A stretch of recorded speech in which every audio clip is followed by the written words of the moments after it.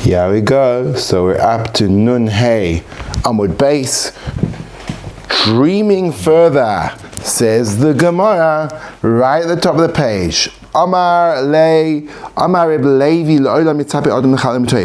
A person who has a dream should always await for the dream, if it's a good dream, to be fulfilled. Ad chof beishana. He should wait, even if it's going to take 22 years, he should wait for 22 years for his dream to come true. Minalan, the Gemara asks, and where do we know that from? Mi Yosef, from Joseph, Dixiv, Eila told us Yaakov, Yosef bin Shvais Reshana. So these are the generations of Yaakov. Yosef was 17 years old, meaning when Yosef had his dreams, he was 17. Gomer. Uksiv, Yosef ben Shloishim Shana Ba'amdo Lifnei Parai, and it says Yosef was 30 years when he stood in front of Pharaoh. Min Shipsari at Tlasin Kamahave, from 17 till 30, how many years are there? 13. So we've got 13 years. V'shav de Sava. Now add on to that the 7 years of plenty in the land of Egypt. That's going to be 20. V'taiti de Kafna, and then 2 years of famine before eventually Joseph's brothers came down and the dreams were fulfilled when his brothers bowed down to him. Ha'chaf beis. This comes to a grand total of 22 years. So you see, even 20 years, you have to be patient to see your dreams through. Second sugya on the page. Amar Rav Huna la'adam toiv ein marin lo chalaim toiv la'adam ra ein marin lo chalaim ra. So the Rav Huna says that to a good person they don't show a good dream, and to a bad person they don't show a bad dream. And Rashi explains that dreams can be very worrying, and therefore if a person has a dream, he starts to think about himself and is he doing the right thing in his life, and he starts to do through a process of introspection which can lead to transformation. Now if a person's good, so he's going to utilize the opportunity to become a better and more developed person. But someone who's unfortunately caught up in the prison of his own evil, so even if he's shown a bad dream, he'll dismiss it, or he won't respond to it, or even worse than that, there's almost a sense of divine judgment that if a person kind of chooses to envelop himself in evil, so he loses out the opportunity for transformation, and therefore he's not going to be terrorized by a bad dream which may cause him to reconsider his life pathway. He'll be shown only good dreams to almost facilitate the path that he has unfortunately chosen. Part 2 in the sugya goes, Tanya Namihachi, we have a Brachos just bought this. Kol shnoisav shel David, all the years of David, lo yira chalaim toiv, he did not see a good dream. V'chol shnoisav shel Achitophel, lo yira chalaim ra, whereas all the years of Achitophel, he didn't even see one bad dream, because Achitophel was not a savory character. The Gemara asks in part 3 of our present sugya, Eini, is that really true? The Bach adds in Vaksiv, it says, Lo ysuneh elecha ra. It says in the pasuk in Tehillim, it should not befall upon you evil. V'amar Rav Chisda Amar Rav Yirmiyah bar Abba, shloi yavhilucha lo chaloi meis roim v'lo hiruim roim.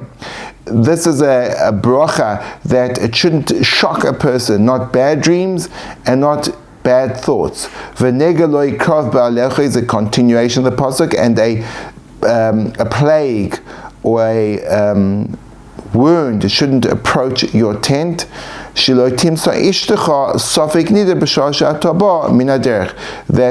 reference to a person that this shouldn't happen to him, that he comes home from a long journey and his wife is not forbidden to him and she's not permitted to him. She's like, she doesn't know, which is a very horrible situation to be in, and that's called a nega.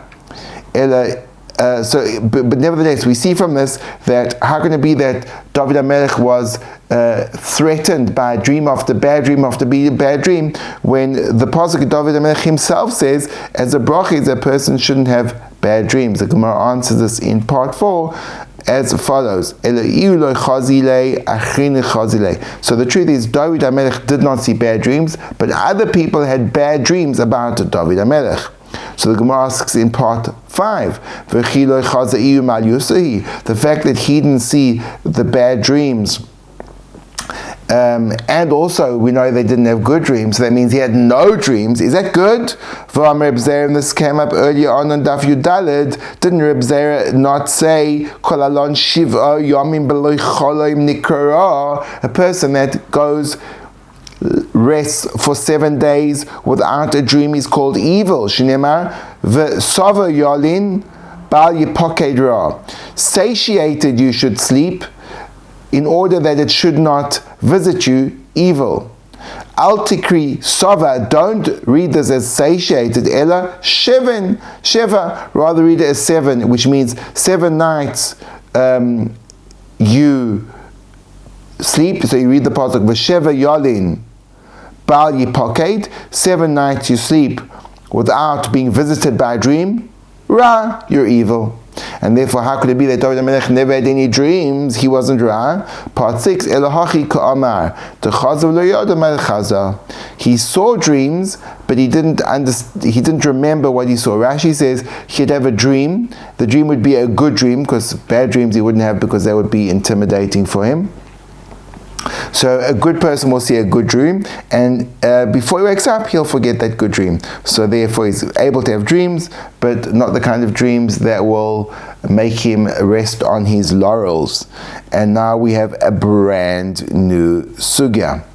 Amar Rav Huna bar Ami Amar Rabbi Padas Amar Rabbi Yochanan Haroye Cholaim, a person who sees a dream v'nafshoy aguma, and his soul is disturbed, he's very anxious about this dream, Yelech v'yifterenu b'fnei shlosheh, he should go and seek the solution in front of 3 people.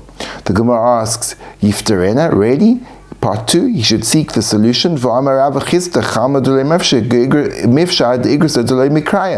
A dream which hasn't been interpreted is like a letter which hasn't been read, and therefore it doesn't really have any consequences until interpretation comes. And if he's worried about the dream, why would he open himself and make himself vulnerable to something which could be negative? Elo, the Gemara says in part 3, he should go and make it good in front of 3 people. Leizis Lasa should bring 3 people, and he should say to them, I saw a good dream, be positive. And they should say back to him, Hanach Tavu, this dream is good. And it will be good. Rachmon l'shavyei l'tov, Hashem, the merciful one, will make it good. Sheva zimnim, even 7 times greater, ligzur alach min shemaim, 7 times greater should be decreed upon you from the heavens.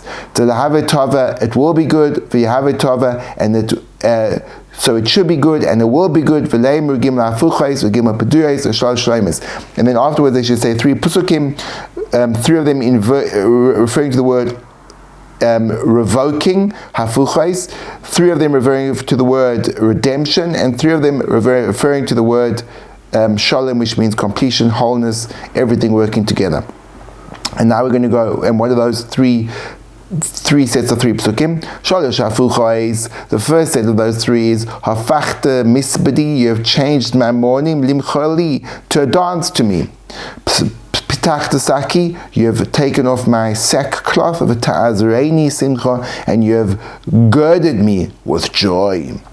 Next pasuk is Oz tismach b'sul b'mchoel, then will the young maiden be joyous with dancing. U'v'churim zkenim yachtov, and the young men and old men together. V'afachti evlam l'sosoin, and I will change their mourning to joy.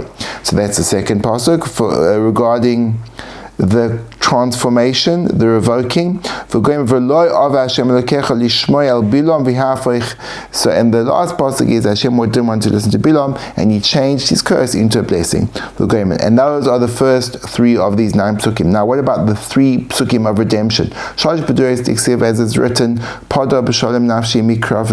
redeem with wholeness my soul from the battle, there is a battle with me. And those who are redeemed by Hashem, they should be returned. That's the second pasuk.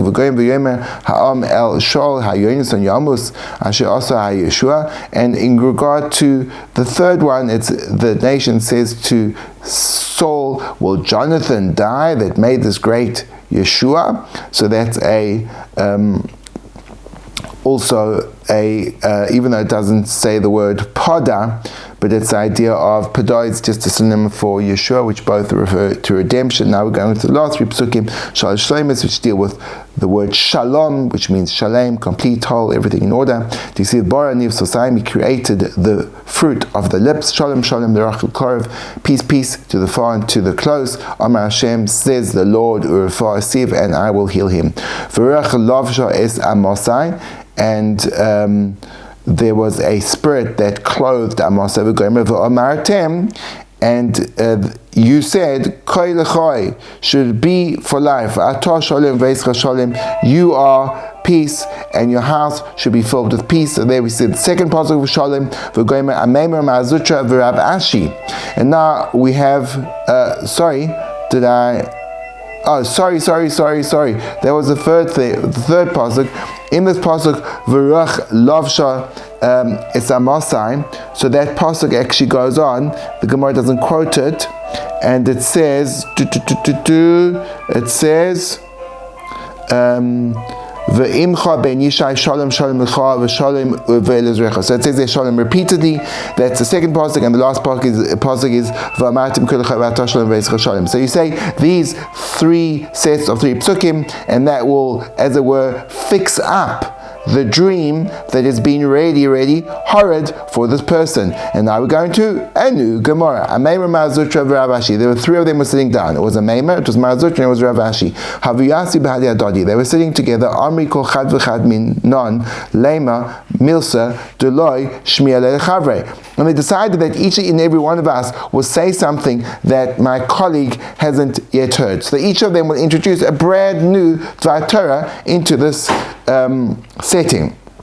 It's a kind of a creative brainstorming platform where each one would introduce a new idea and they'd be able to discuss it and ponder it and absorb it. Pasuk Chad Minai, one of them opened up and said, V'omar, a person that sees a dream, he's not quite sure if it's a good dream, bad dream, he doesn't know what he saw. He should get in front of the Kohanim at the time when they're spreading out their hands, what we call duchning. So he should go, and when the Kohanim are giving a blessing to the congregation, he should go there, this person that has this unknown dream, he's not quite sure if it's good or bad, and that's what he should say as the Kohanim are duchning. He should say the following things: Ribono shel olam, Master of the universe, Ani shelach, I'm yours, v'chalomoisai shelach, my dreams are yours, chaloim chalamti v'en yodea, mahu, I dreamt a dream, I don't know what it is, ben shechalamti ani lamatzmi, ben shechalmi li achaveirai, whether I dreamt upon myself or whether my friends dreamt upon me, ben shechalamti alachem, or whether I dreamt upon others. Im tovim heim, if those dreams are good, chazkeim v'amteim, you should strengthen them and you should gird them, like those dreams of Joseph. If they require healing,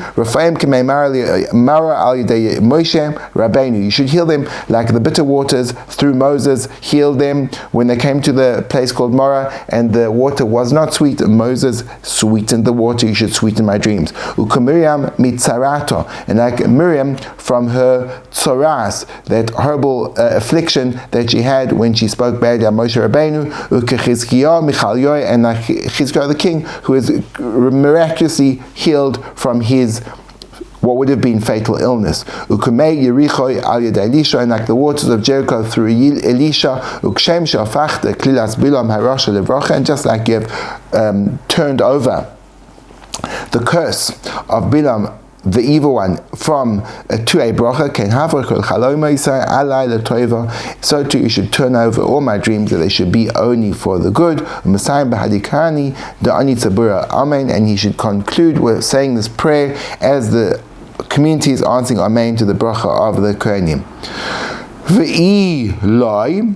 And if not, now it's not clear what this means. I'm assuming, and if not, meaning if he doesn't have a bad dream and he just went to Brachos Kohanim, so then he just says the following. That's how I'm understanding the Gemara. You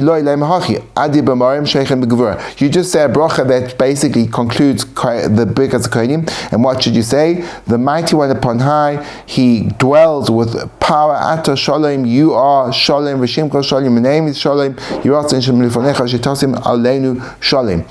it should be a well in front of you that you should place upon Shalom, and that's what you should say at the end of Birkas Kohanim, and that is in fact our custom to say once the Kohanim have given us a blessing. Now, that was the first of them. The second of them, Pasach Idach, opened up the other one. A person that goes into town and he's scared that people are going to look at him with an evil eye. They'll be jealous of what he has. He should take the thumb of his right hand, and he should hold it in his left hand. And he should take the thumb of his left hand in his right hand, and he should say the following: Ana Ploni bar Ploni, I Ploni the son of Ploni, Mizar de Yosef Kasina, from the seed of Joseph do I come. To the Shalta Bein and Bisha, that the Ayin Hora, the evil eye, can't rule over the seed of Joseph. Shnema ben Peres Yosef ben Peres Ola Ayin. It says in the pasuk in regard to Yosef, the son of the beauty of Yosef, son of the beauty upon the eye, al tikra olayin, upon the eye, ela olayin, which means goes above the eye. Rabbi Yossi bar Chanina, he had another source to describe why the children of Joseph are saved from the Ayin Hora, because it says vayidgu l'rov b'kerev haaretz. It says vayidgu, and they should be many people in the midst of the earth, but the verb vayidgu is, the root of it is dog, which means fish, and that's a way of saying multiply, but since it's based on the word dag, which is fish, we can deduce ma dogim shebiyam ma mechasim aleim ve'en ayin rosh, just like the fish in the sea cannot be harmed by the ayin hora because the water obstructs you looking at them. So to the seed of Joseph, no evil eye can rule over them. Now, what happens if you're scared that you're going to look at a person in an unfavorable way, and that's not good? You should look down at the side of the nechir on your left nostril, and that will somehow stop the ayin hora. Just those of you who are watching the video, this is how you do the thumb trick. Let me just get this right. So you put your left thumb into your right thumb, your right thumb's left thumb, it looks quite like that, and then you say that you're from Zar de Yosef, and if you want to look down your left nostril, so imagine something like that. Okie dokes, continues the Gemara and says, Pasach Idach, and now we have the last of the sages who are sitting down, and we don't know who is saying what, but the last one says, Pasach idach v'omer ha'man d'cholish yumakama loy ligli. A person that gets sick, the first day he shouldn't tell anyone, in order that it shouldn't reinforce the fact that he's sick, and it will be bad for his kind of prediction, for his mazel, for his fortune. Mikan ve'elach ligli, but after one day being sick, he should tell everyone, ki adorava like Rava, when he got sick, the first day he didn't mention it to anyone. Mikan ve'elach amar l'shamei, afterwards he went out and he went and he told afterwards he told to his assistant, poik achriz, you should go and announce, Rava is sick. Man derachim, people that like me, they will daven for me, and people who hate me, they'll be really happy. Excuse me, they'll be very happy. It says in the pasuk, when your enemies fall, don't be happy, and when they fail, don't rejoice. Your heart, lest Hashem see, and he'll be unhappy with the fact that you're rejoicing over your enemy's downfall, and therefore he'll remove the negative thing that happened to your enemy away from him. So and you will remove from your enemy his anger. So Rava's got the perfect tactic. He says, tell everyone that I'm sick. And people who know me, they'll daven, so I should get better. People who don't know me will say, yes, Rava's sick. And because they're rejoicing over his downfall, so Hashem will remove from him his anger and heal him. So either way, he'll get healed, and therefore it was a win-win strategy. Ki hava chama bisha. That's the end of that Gemara. Now, Shmuel, when he would have a bad dream, he would say the pasuk in Zechariah, dreams, vanity they speak. But when you'd have a good dream, Amar, he would add on the word v'chi. Do dreams speak vanity? Of course, they're true. Does it not say about Moshe Rabbeinu that in a vision, in a dream, I spoke to him, and therefore he'll reinforce the fact that the dreams are good when good dreams happen to him. He'll reinforce the fact that dreams are nonsense when bad dreams happen to him. Interesting approach. I mean, what are they? Rava raised a contradiction. It says that Hashem will speak to Moshe in a dream, in a vision. So he took these two psukim and he said, no, let's be honest. I mean, they contradict each other. How can you say that on one hand that dreams are means of prophecy, and on the other hand they're just nonsense? Lo kasha. The Gemara answers the resolution to this stira. Kan alidei malach, kan alidei shade. When a person has a dream that comes through a malach, which is some kind of divine channel of communication, that's good. But if it comes through a demon, that's a bad dream, and that's not going to be very good, and that's nonsense. Amar Bizna bar Zavda, Amar Akiva, Amar Panda, Amar Nochum, Amar Birim, Mishum Zokin Echad Umani Rebbe Noi. So all these people said the following thing. There were 24 dream interpreters in Jerusalem. So one time I dreamt a dream, and I went to each and every single one of these dream interpreters. And each one gave me a completely different interpretation. But actually, all the interpretations they said came true in my life. And this is a fulfillment of that which is stated, all dreams follow after the mouth. Now, this is not actually a pasuk, even though it's a shneimar. There's a bit of a discussion about how could it have said that. But so the Gemara asks, do you think that all the dreams go after mouth? Who? Is it a pasuk? The Gemara says, yes, it is. How do you know that all the dreams follow after a person's mouth? Because it says in regard to Joseph interpreting the dreams of the baker and the butler. It says that the butler says to Paro, the way he interpreted the dream to us, that's what happened. So you see that the interpretation is what creates the dreams. But it obviously means that you have to solve the dream, interpret the dream in a way that's connected to the dream, otherwise it won't work. It all is just nonsense. And that's also learned out from Joseph, because it says that each person, like his dream, he solved it.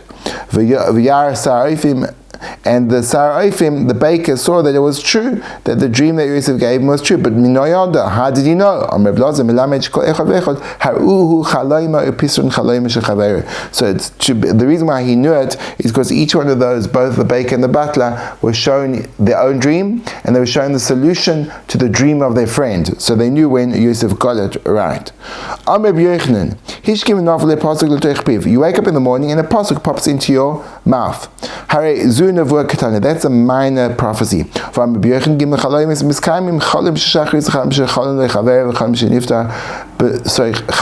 are three dreams which actually come true. The dream that you have in the morning, early morning, a dream that your friend dreamed for you, and a dream that is resolved inside the dream. So you have a dream, you dream in your dream, and then it's interpreted in your dream. So it's quite a complex set of events, but that's what then the dream will be fulfilled. This idea about the dreams of morning dreams becoming more solid, Rav Dessa actually says that because the nature of sleep is as a person goes deeper and deeper and deeper and deeper into sleep, so the connection between body and soul become weaker and weaker, and the soul has a right to fly in the supernal realms where it can gain insight from a deeper and more true source, and then as a person wakes up, that insight slips into the body in the form of a dream. Another dream which comes true is one which is repeated, as it says in regard to Pharaoh, that his dream was repeated and then it came true. Rabbi Nachmani, he says that when you dream, really what you're doing is you're just allowing the things that you are thinking about during the day to become represented in your unconscious mind. As Daniel says to Nebuchadnezzar, you king, your thoughts on your bed came up, meaning the dream that you had was simply what you think about during the day. The other raya is another pasuk in Daniel, as it says, and the thoughts of your heart you will know. Amar Avateda, I'll prove to you that dreams are just your thoughts being regurgitated in a sleeping state, because when you dream, you don't dream of a palm tree of pure gold, neither do you imagine an elephant going inside the eye of a needle. Which is interesting to me, because I would think that the nature of dreams is you do have these really, really bizarre combining of things which we would never really put together, like a golden palm tree or an elephant going through the eye of a needle. So it's interesting to know what Rav is getting at over here and why he says that. And also, is there a dispute over here? Is there a dispute over here, like, the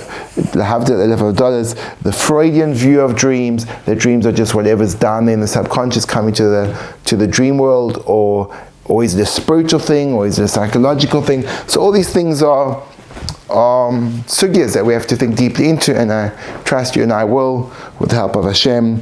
See you later.